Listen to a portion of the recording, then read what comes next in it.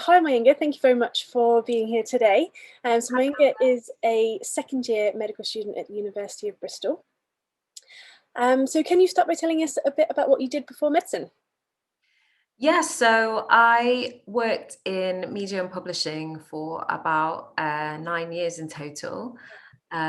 So I worked in radio production. My longest stint was about 7 years in children's fiction publishing.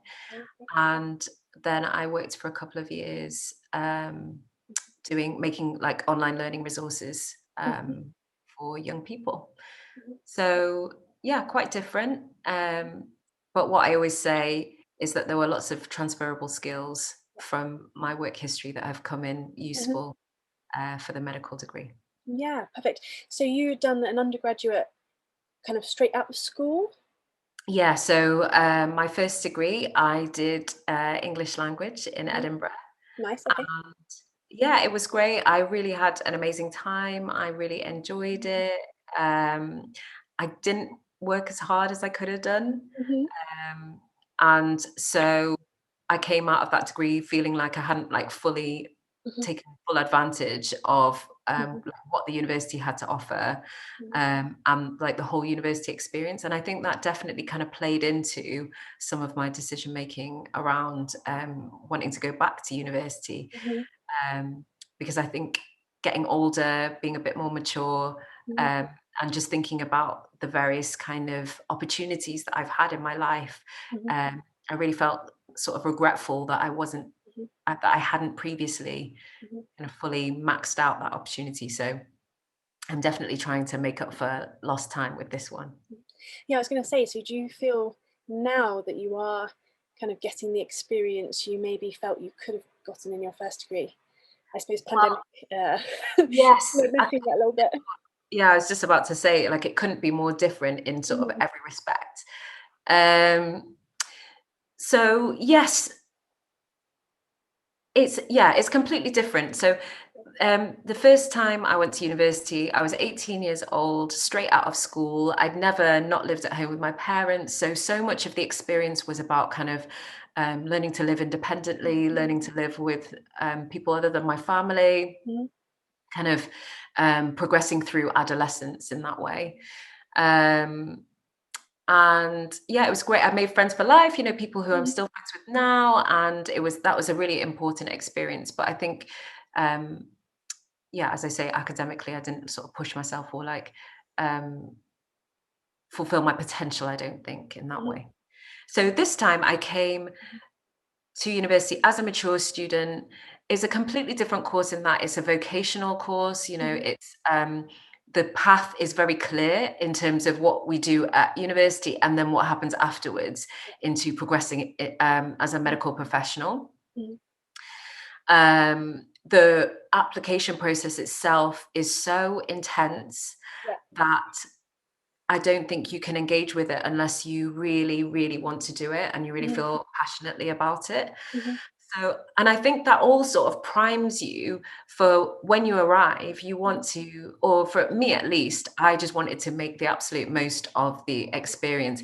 And I sort of coming to university at the age of 31, like, I've had the whole of my 20s to kind of, mhm, figure things out and try and grow up a little bit. mhm, And um, through my professional experiences as well, I think it had completely changed my attitude to work, like how to engage with a course. yeah, Now I think I engage with it much more like I would a 9 to 5 job, yeah, as much as I can, although often, like, as you probably know, it kind of bleeds out both ends a little yeah, bit.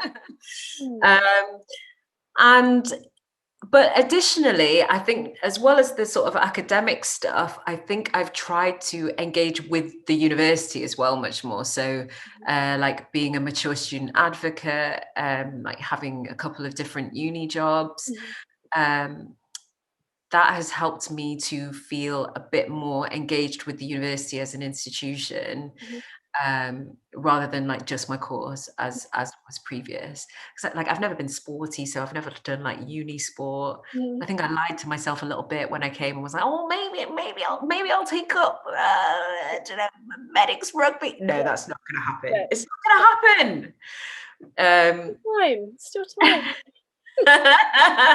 It's definitely not going to happen. But yeah, that's been a big change for me, Mm-hmm. and I think actually that's been really good for me as well in terms of during the pandemic maintaining a connection Yeah. with like the uni and Mm-hmm. just like having a few little things that mean I speak to people you know, other than like my friends on the course and stuff. And I think that just helps me to feel like broadly more part of the university community, Mm-hmm. which I feel has been more important this time around, definitely. Yeah, and do you feel as well that you maybe have something different to bring as a mature student? So you, I suppose, engaging with the uni allows you to kind of share that, I suppose, or bring that. Yeah, definitely. So the work that I've done at the uni, as I say, was revolved around like being a student ambassador and being a like a mature student advocate, which involves like mentoring mature students who are coming into first year on the medical course, um, and other courses as well, actually. But yeah, definitely, I would say that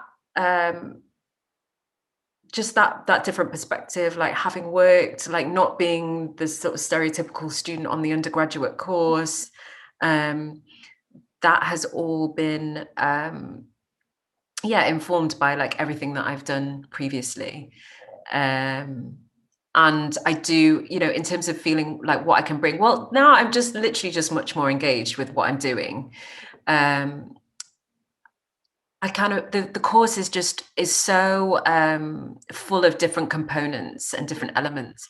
You know, you have to be super organized about everything, and like I'm not a naturally organized person. That's a skill that I've kind of had to practice over various years, and like as I say, through my work history. So I feel like I'm coming to this experience much more focused.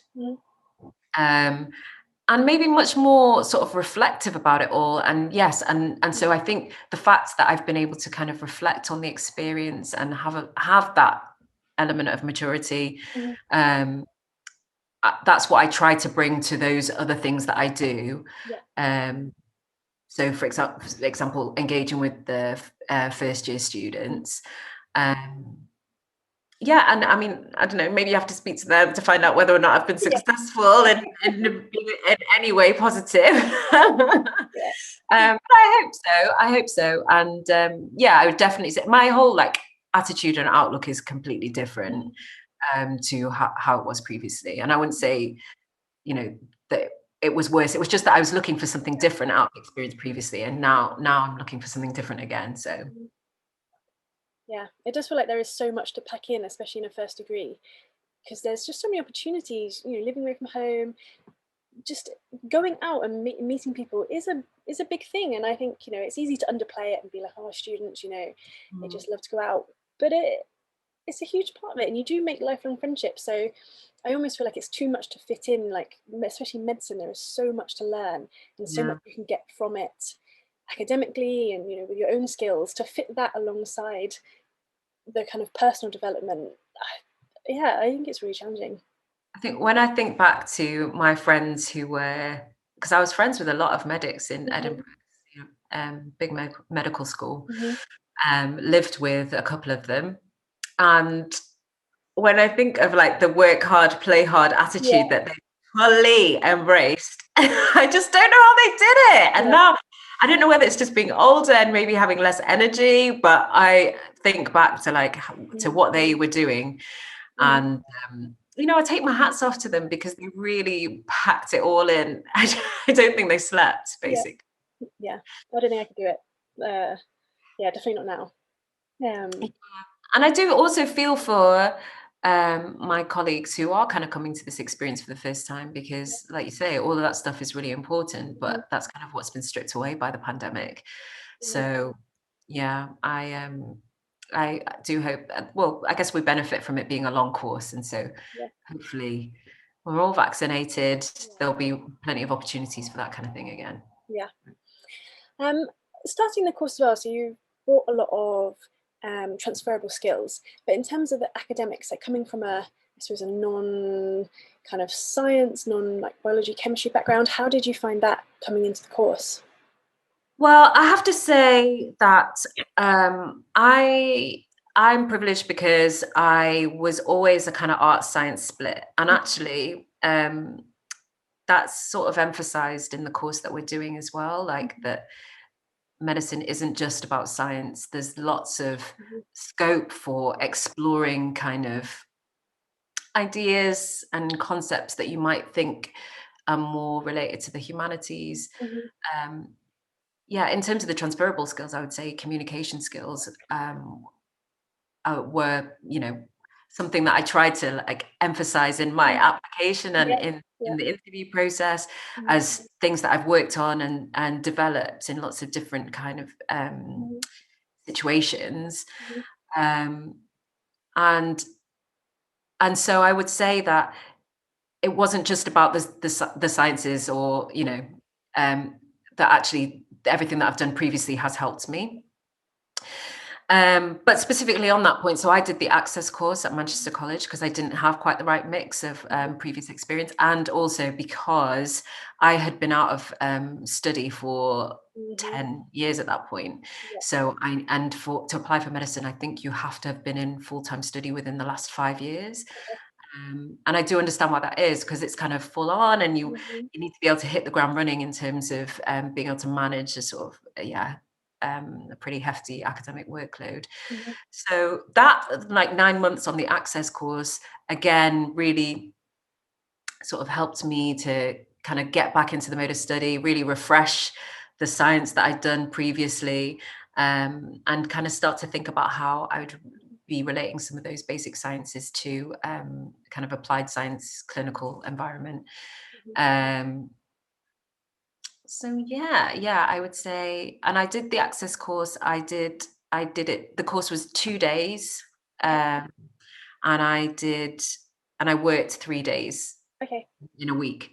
So again, that was quite full on and gave me another opportunity to like practice being organized, which doesn't come naturally. Okay, so you did the Access course for medicine, so there was kind of some build up and some journey, but what made you go for that? Like, what made you change career and leave a working career? Why medicine, and why medicine like now? Yeah, well, I mean, I guess it's the same for a lot of people. Maybe you kind of get to approaching the end of your 20s, and it's a real time of I feel like it's like after your like adolescence and like maybe going to uni for the people that do that, but like, coming into your 20s is like a big moment of like life change. And then also coming out of your 20s as well, I think it is a time when lots of people have like, found their life partner and like starting to think about like maybe having their own families. People are starting to get established in their own careers. And while I'd been like so lucky, I was so appreciative of like the experiences that I'd had and the opportunities that I'd had. I didn't feel like the career that I was in was necessarily going to allow me to flourish, or I mean, that kind of sounds a bit passive, like I was waiting for something to happen to me, but I didn't feel like I was necessarily the right person in that role. And that, looking around me, the people who were sort of ahead of me in their careers and whose careers I would, be looking to emulate in some way, I didn't find myself really feeling fired up about doing that. And I think when you work in a sector like media or publishing, there are so many people that are queuing around the block to have those jobs, that actually I felt, there's probably somebody out there who could do this so much better than I could, and who could really run with it. And that our big boss would always say, I want you to do the best work of your life here. And I just didn't feel like that was going to be true for me. And I guess there was the added complication of that. So, like, lots of my family work in the medical field. My mum's a nurse, my dad's a doctor. But that was like a big point for me, and like part of why I didn't want to do it. I think as a young person, Mhm. or well, I mean, I am still kind of young, but Younger, as a very young person, younger. as a younger person, because I if you grow up in a sort of medical family, Mhm. everyone is always saying to you, are you gonna be a doctor Yeah. like your dad? Are you gonna be a doctor like your granddad? Are you gonna be a doctor like your auntie? And it's really annoying. And it's and it's complete. It's well documented. Lots of people follow their parents into the medical profession. Mhm. It's understandable. Like it's a profession that can sometimes, I think, be hard to understand from the outside. So if you have some experience of it, you have an idea of what it's about. Mhm. That's it. Also should be said that coming back to the application process for medicine, Yeah. you know, um, lots of your application looks better if you have experience. It can be Mhm. very difficult to get experience if you haven't got some sort of in with a family member or something like that. And I do think that's a real issue with the application process, actually, and maybe compounds disadvantage or like inequality of access, that I think medical schools are trying to address. But Mhm. still, people that come from a medical background have an undoubted massive advantage when trying to apply for medical school. Mhm. Um, so yeah, I had that privilege. But I think the biggest thing for me was that coming to the end of my 20s, you've learned quite a lot about yourself, I think, in that time through life, through work, through relationships. And I think it was a realization that actually, this is some medicine, science, health, Mhm. inequality. Mhm. All of these things are things that I'm hugely interested in, Mhm. but I wasn't going to have an avenue to explore in the field that I was in, Mhm. necessarily in the way that I wanted to. And I just thought I don't have a family of my own. Mhm. I mean, I have a family, but I don't have like kids or a partner. Mhm. Um, and and I had the chance to, Mhm. I think sometimes there wasn't, I don't think there was like particularly one moment, but just I would talk to my friend actually, and I'd say to her, oh, like, oh, I wish I'd have done a science degree, blah, blah, blah. And I'm sure she would always say to me, like, just either do it or stop talking about it. Yeah. Yeah. So I kind of took her up on that. And yeah, it involved quite a lot of upheaval and leaving my job in London and leaving London, and the whole thing was maybe like a 2.5 year process from like beginning to have the idea that maybe I could actually go for it. Mhm. Because that's the other thing as well. I think there's a lot of like, particularly as a mature student, you're like, it's just you read all the stats and you may be, I don't know about you, but I think for me, as you accrue more stuff or you get more secure in your life and on your life path, it can become harder and harder to change direction. Yeah. I guess the analogy would be like, if you're driving a truck and you start to load it with more and more stuff, it gets heavier and heavier, so it's more and more difficult to change direction. Mhm. And that's just happens what happens with life. Like Mhm. life gets exponentially more complicated as you get older. But I just wasn't encumbered by any of that baggage, and I just thought, I'm currently unhappy in what I'm doing, and why don't I just like explore the idea? And then I went to an open day at the University of Manchester, Okay. and yeah, it was amazing. And I was just like listening to the talks and like going to all the little taster sessions and like, drawing some blood from a fake arm. And I was like, I love Get you. this. That's how they get you. They get the fake arms out. They get the yeah. They didn't tell you anything about me, yeah, what it's actually like to study medicine, but yeah. Um, yeah, I really, really enjoyed it. Mhm. And yeah, and then basically I just started looking into it, Mhm. and here we are. Yeah. Yeah, I think it's quite a big thing, especially when you speak to people doing medicine. A lot of people, especially when you go for an interview question, people feel like you should have that moment or you were born to do it. And I think sometimes it sounds a bit less, maybe inspirational quotable, but it just sometimes is a cumulative decision based on a lot of factors that makes it a really good choice and a really good fit for you. And I think when you're creating an interview question of, why do you want to study medicine, you kind of feel like you have to curate this answer of, well, in this moment, it came to me or stuff like that. But I think actually, just especially as you do get older, you realize more about what jobs actually entail, or you realize what your skills are or what you like to be doing with your time. And medicine has such a wide variety that just actually it makes a lot of sense for a lot of different types of people as well. You don't have to all fit the same box. But yeah, sometimes you feel like if you don't have that story or that moment where you were meant to do it, yeah. But I don't know how many people actually feel that. I'm not sure. I think you've made a really important point, actually, and I think for anyone thinking of applying, because of course you do have to think about that interview question as well. But I remember having a great moment in an interview. Maybe I'm a bit of a sicko because I actually quite enjoy interviews because I really like talking. So it's like, just another opportunity for a captive audience to listen to me. But I had this moment where the interviewer, he had my, I think, personal statement on a piece of paper. And he was like, okay, so normally this is the station where, I have to ask you these specific questions about why did you did this and why did that. But he just put it down and was like, listen, I would be excited to have the career that you've had. Like, why on earth do you want to do this? Yeah. And it was in that moment where, I thought about what I'd planned to say previously when I was going to be at that kind of station. And we just had a proper conversation where I was just like, look, these are the things that have happened to my life. And and I've come to realize that actually this would be a great option. And also, it sounds so cheesy to say, but I do think it is a real privilege to study medicine. Yeah.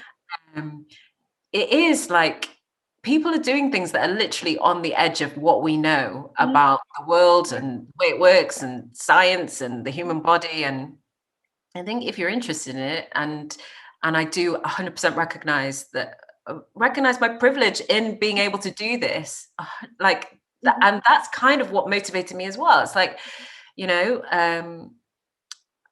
of the people that are moving around on planet Earth today, I've had so many opportunities and advantages that actually it would be doing myself and all of that a disservice to not fully embrace what I was doing with my time and trying to maximize the opportunity for me to contribute in a positive way to something bigger. So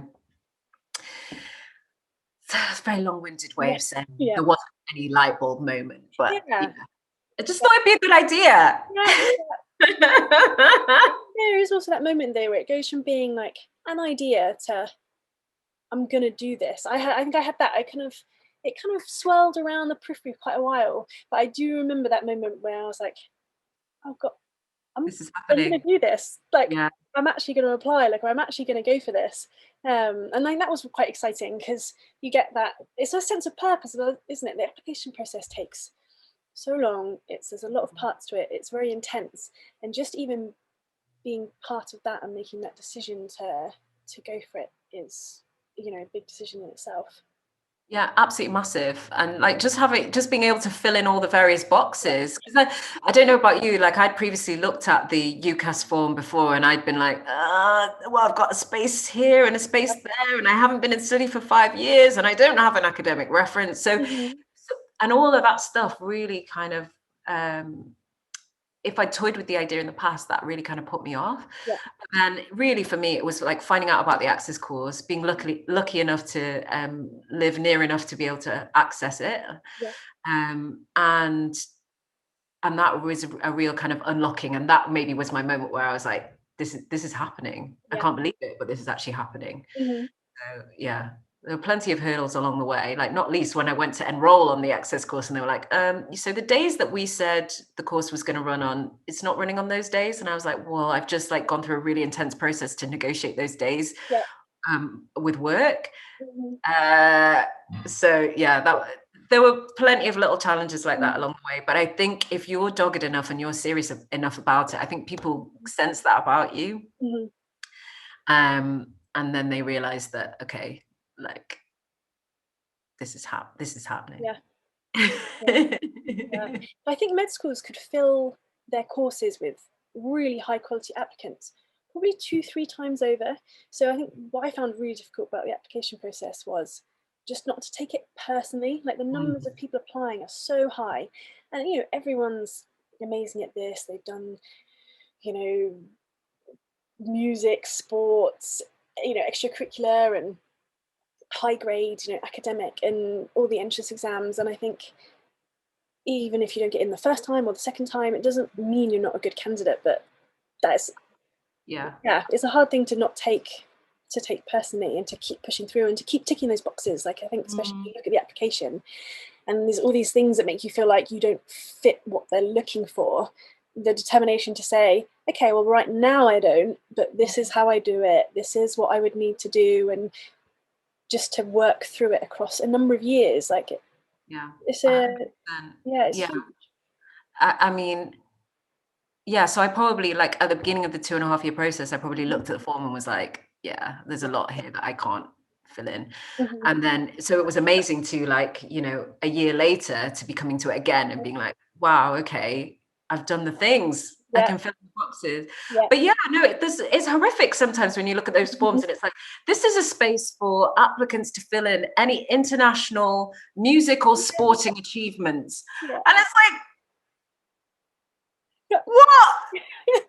I can't, if someone throws a ball at me in my direction in the park, I duck. Got no Football. international Football. sport. There you go. That's your sport.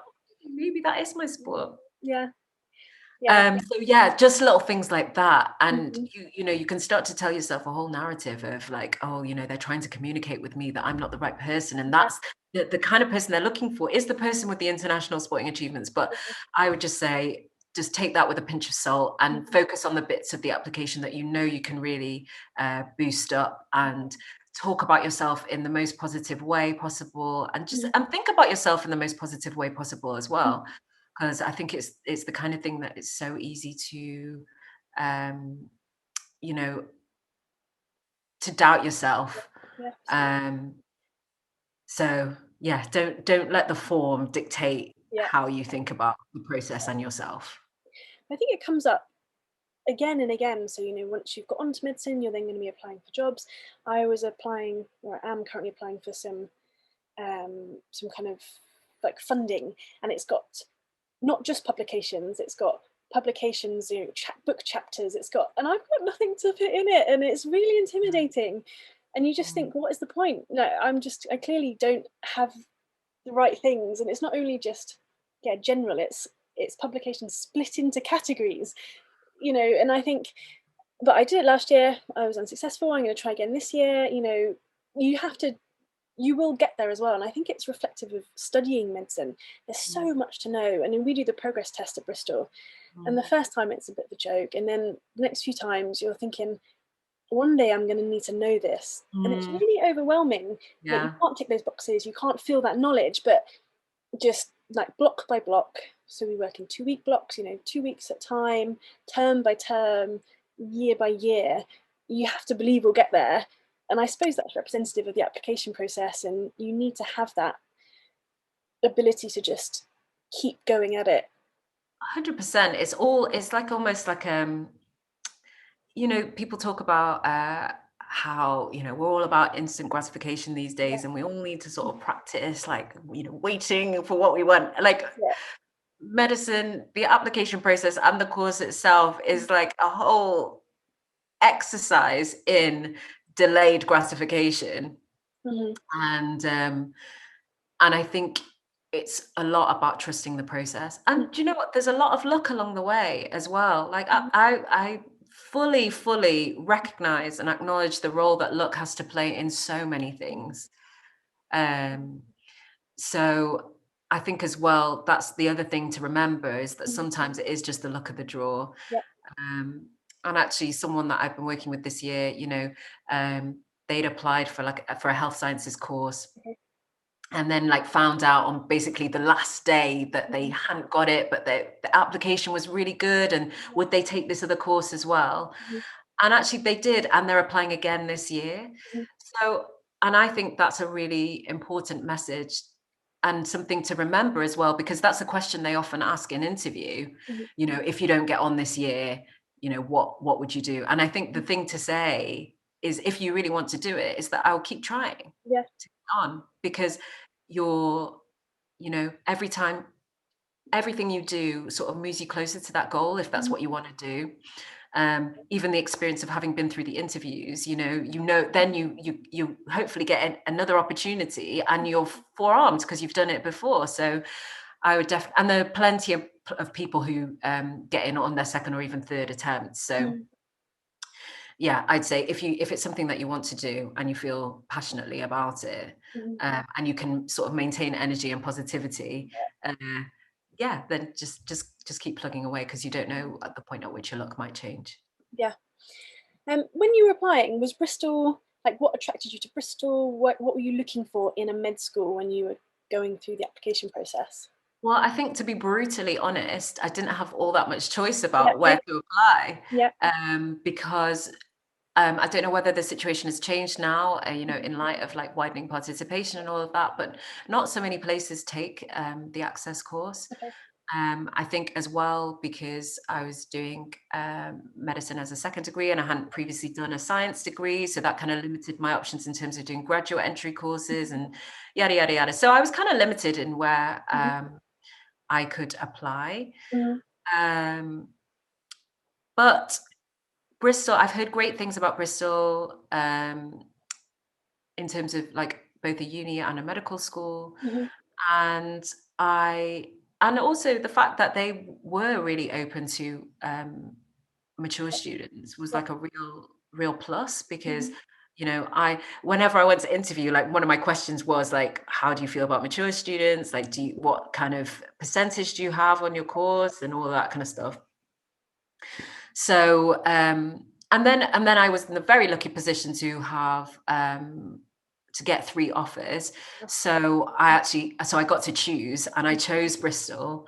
Um, and I think that was because I wanted to be at a city university. Mhm. I would consider myself to be like a city person. Mhm. And I think the fact of it being a big, sort of busy metropolitan university means that, Mhm. well, pre-pandemic anyway, uh, there would be opportunities to sort of engage with the city and the community, and also with like the rest of the student body as well. Like, um, there's so much sort of research and cross fertilization that goes on. I just felt like it would stand me in good stead.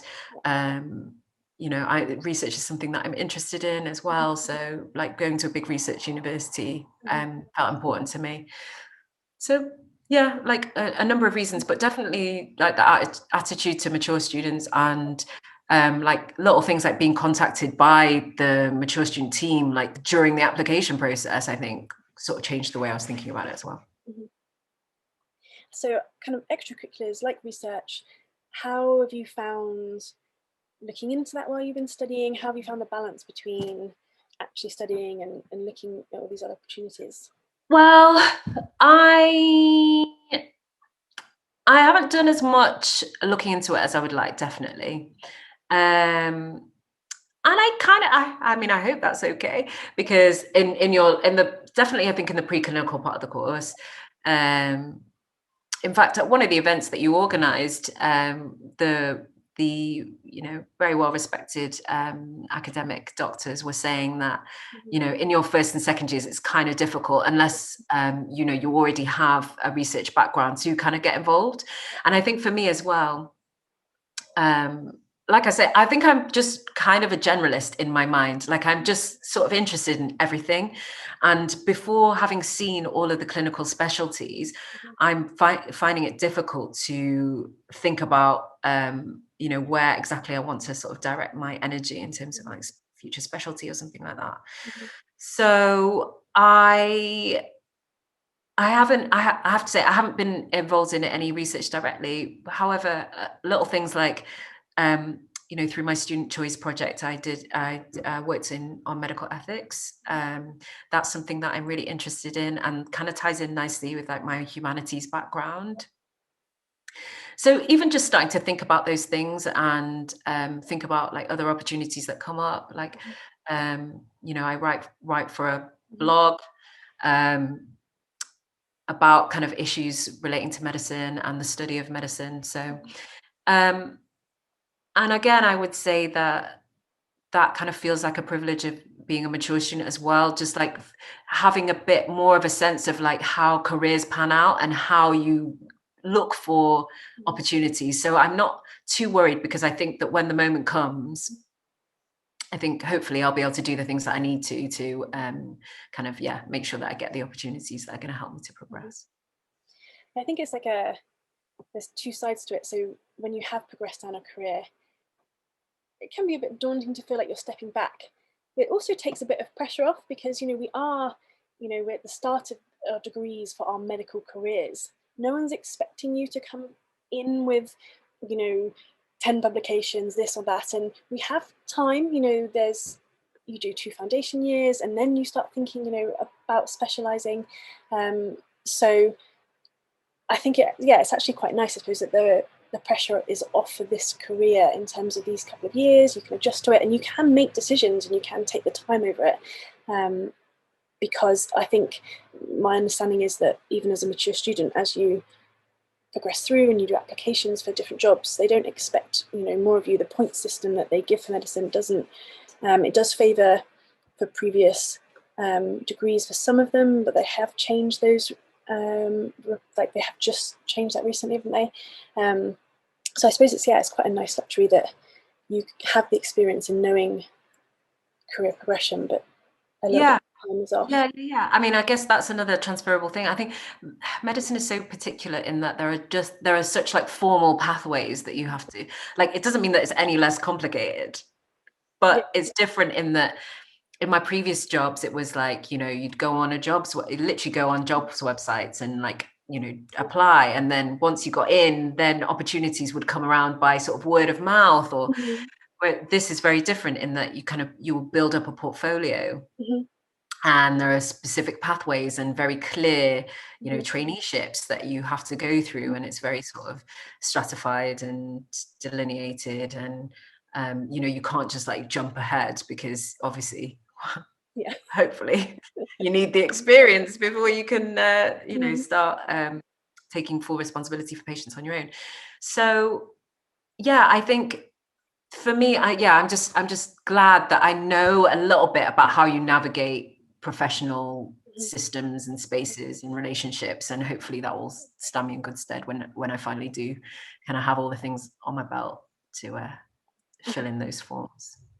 When you integrate in medical ethics or decide to do another degree afterwards too. Even joke. When I speak to my dad about it, I'm like, oh, Dad, I'm getting too old. And he's like, you just have to go for it. You'll never get this opportunity again to like study full time. You must do all the intercalated degrees. Maybe I'm just going to be at university for the rest of my life. Yeah. I mean, I'm doing quite well at it so far. Yeah. Definitely an option.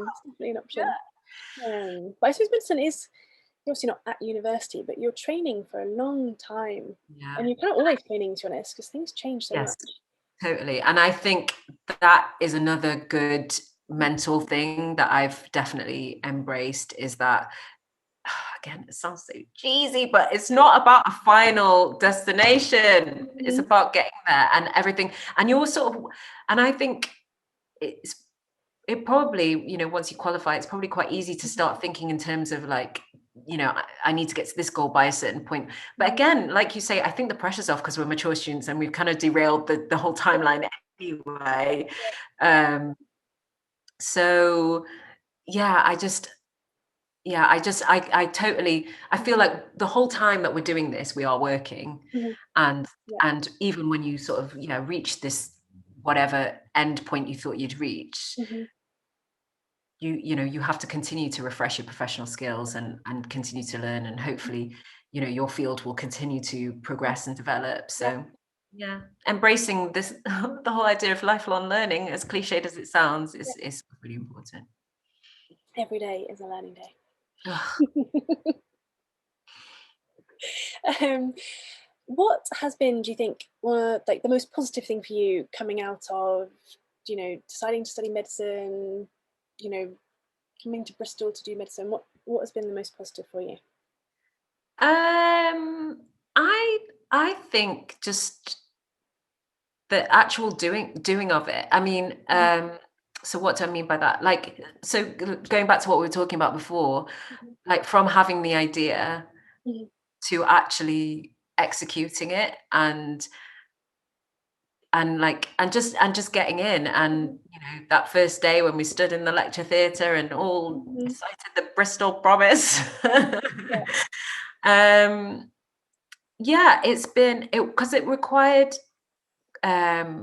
quite a lot of Mhm, sacrifice. Makes it sound very dramatic, mhm, but there are certain things that I have had to say no to. There are certain things that I've had to kind of talk to myself about and be like, this, you are not on the same path as everybody else. mhm, These friends that you made, when the friends that I made when I went to university the first time around, who are mhm, now like, yeah, really established in their careers, like, you know you know buying homes, like mhm, having families, mhm, that's not currently in the sort of short or possibly even medium term for me.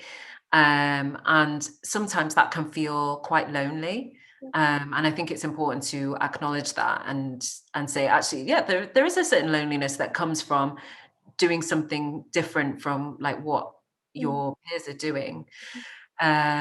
So that, like, coming to terms with that, mhm, but still pushing through, um and yeah, and coming to really enjoy it, and to feel like actually the mhm, feelings that I was talking about before, where I felt like, oh, I don't think I'm going to be able to do my best work, to coming into a feeling of, I mhm, think I could really not just survive but thrive in this profession and this field, and find a real niche for myself and my skills, mhm, and work with some amazing and interesting people, which I feel like already's happened. Like the people that you meet, it's amazing, and that's when I try and think of like a unifying thread to the things that I've done, it's all been about relationships and people, and like learning how to communicate with them and meet them at a level, and um yeah, sort of through dialogue, trying to like reach some sort of shared goal. mhm, um and yeah, so just fig- coming to the realization that I can bring all of that to mhm. medicine, and that it's gonna hopefully work out. Yeah. I would say that's been the most positive sort of thing. Yeah, like you're on the path now. It's kind of, Yeah, once you're on it, it seems a lot more, feasible getting through it.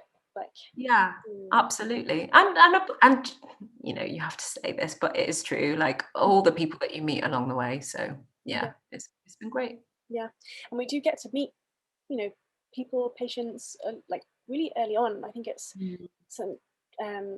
Bristol is one of the, I suppose, non-traditional med schools in that they put placement in quite early rather than a traditional preclinical years where you don't really do any placement. It's all about the academics. So we have had quite a lot of opportunity actually to flex communication skills Mm. with real patients or actors. Yeah. So yeah, so I suppose you actually getting to live those experiences early on. It's quite a big thing. So looking forward, are there any specialities? I know you said that you want to try them all out, but is there anything that you think you might slightly be more leaning to, or anything so far that you're more excited maybe to try on placement? I really, really don't know. I Hmm. honestly don't know. Um, I think, when I'm really honest with myself, I don't think I'm going to be a surgeon. Hmm. Like, to me, surgery seems so cool Hmm. and uh, and interesting, but I've got really shaky hands. I just can't see how this is going to go down. Yeah, So, but we'll see. We'll see. yeah. There are. yeah, loads of really fascinating medical specialties, but honestly, I really, really don't know. I think rather than like going at it from the perspective of like, this is what I want to do, I think I'm just interested in seeing the specialty, Yeah. seeing the kind of patients that, uh, engage with that specialty, the kinds of people that work in that specialty. Mhm. Um, and I think for me, that way round is going to be more illuminating Mhm. rather than thinking, oh, this is what I want to do, Mhm. and then maybe trying to force myself into that. Yeah. So yeah, I like, yeah, it is still so early, and I think before having seen anything, I don't want to commit to anything, because what if I see it and I'm like, Yeah. oh no, I could never do that. um, Mhm. so yeah, I'm very much trying to keep an open mind, but hopefully, and for that reason, I guess I'm really excited to get into the clinical environment and start to Mhm. see these various specialties. Mhm. Yeah. Yeah. They do seem to have quite different, yeah, I suppose, feels about them, and they do joke that Mm. different type. You can kind of tell what maybe speciality a doctor or a person is by the type of person they are. So you kind of feel Yeah. that it'll be more not just the kind of the type of medicine, but the people and the team and Mm. the whole kind of package that goes with it that you might feel like really well suited to, rather than necessarily what you learn in a lecture or you do in a anatomy. Yeah, for sure, for sure. I think one thing on that, I think I definitely want to work in something where it's very team based, because I really thrive on working with other people. So um, I think I'd maybe be less inclined to, something where you're just sitting in a room by yourself, waiting for patients to come in, Mhm. um, and something. I mean, I think whatever you do in medicine, you end up working with teams, absolutely. But I think there's a balance that's struck. Mhm. Um, so yeah, something where I get to work with lots of different people, I think, Mhm. is what I want to do. Awesome. And just one more question of, if you were going to start again tomorrow, what have you learnt now that you would kind of maybe apply differently? Or, if you had to start again, is there anything from what you know now that you think would help you? I mean, that's such a hard question. It wasn't even that long ago. Okay, yeah. Um, I mean, there might not be anything. You might have just felt that you actually, well prepared. I wouldn't say that at all.